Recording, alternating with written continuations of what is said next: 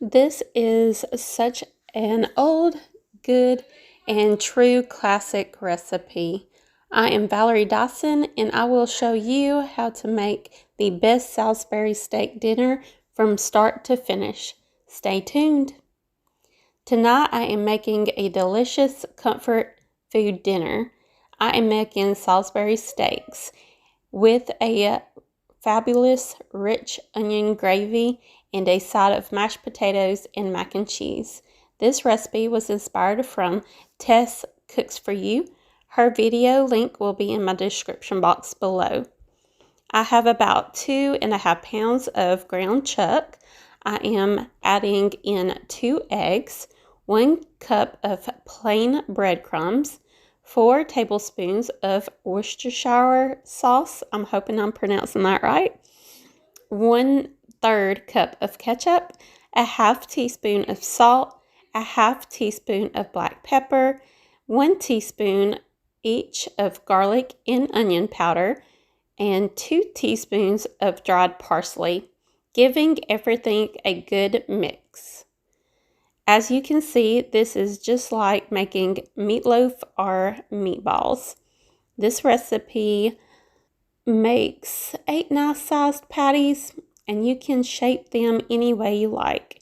In my skillet on medium-high heat, I am browning off the patties, and this will take about 4 to 6 minutes on each side. I want the patties to form a nice crust and leave some flavor on the bottom of the pan. Once this is done, I am removing the patties from the pan and turning my heat down to a medium. I have 2 sliced onions. This will cook down and release some liquids which will help deglaze the pan. Cooking and stirring for 5 to 7 minutes. Here I'm adding 2 teaspoons of minced garlic, cooking and stirring for another minute. This is 1 cup of butter, and I'm letting that melt, and then I'm adding in a half cup of all-purpose flour. I think I need a tablespoon more flour though, because this was a little bit of the thinner side of gravy, but it still was good. But I do recommend about a tablespoon more than a half cup of all-purpose flour. We are making a roux to help thicken the gravy. Cooking and stirring for about a minute or two, or until all the flour is absorbed. This is 6 cups of beef broth, which I needed to make about 2 cups out of the 6 that was needed. So I just used some water and beef bouillon to make the total 6 cups of beef broth. And I'm adding this at a little bit at a time, turning my heat to bring this up to a simmer. I'm stirring constantly and scraping the bottom to get all that flavor. Giving that a good stir, and then placing my steaks back to the pan and making sure that they are all covered with that wonderful gravy we just made. This is my new Baltimore pre-seasoned cast iron 16-inch skillet. This is my first run at using it, and I loved it. It has dual handles, it's durable frying, 2-inch deep.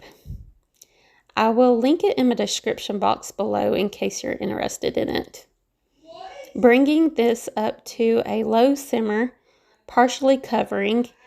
I had to use my pizza pan, but it did the job, so all's good. Maybe in the future I'll look for a lid that actually will cover this pan, because I didn't think that far ahead. Cooking that about 45 minutes.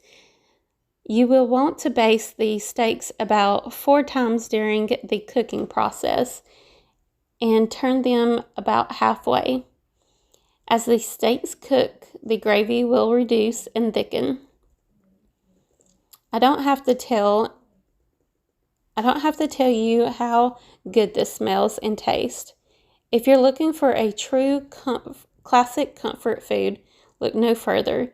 These steaks are packed with flavor and are melt in your mouth tender. The rich, thick gravy, onion gravy, just takes this meal to the next dimension. Serving tonight with a side of mashed potatoes and macaroni and cheese. I hope you give this classic Salisbury steak a try and enjoy. If you like this video recipe, please hit the like and subscribe button. Remember to hit the bell next to the subscribe to make sure that you get my future video recipes. Feel free to share this recipe and my channel with your friends and family. And until next time, I will see you buddies on my next video. Bye!